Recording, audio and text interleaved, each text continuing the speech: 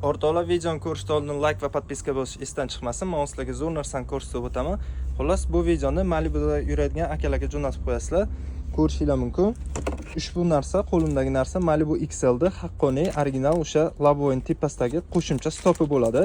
Ya'ni tormoz berganda tepada Lavoin tipasida orqada yonib turadi bu. Buni Premier'ga ham qo'ysalaringiz bo'ladi. Atak bu Malibu XL'da haqqoniy originali. Mana bu yerda o'zini maxsus kodlari bor. Ko'rishinglar mumkin. Upakovkasi mana bunaqa holda bo'ladi. Mana bu yerda yozuvi ham bor. XL degan. Mana akalar. Xullas, ushbu narsa havo issiqda mashina qolib ketgan payti mana bu oynasi yorilib ketadi.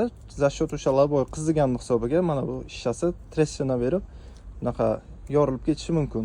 Shuni hisobiga buni ko'p odam keyin alishtirishga majbur bo'ladi. Chunki ichiga moyka qilganingizlarda suv kiradi. Xullas, ushbu narsamiz mana bu yerda boltlar bilan, rezinkalar bilan joylarga o'tirishingiz birga bir zakonni tushadi. Kimga shunaqa mahsulotlar kerak bo'lsa, bemalol bizga murojaat qilishlaringiz mumkin. Narxi o'sha 785 ming so'm chiqadi. Aloqaga chiqaverasizlar.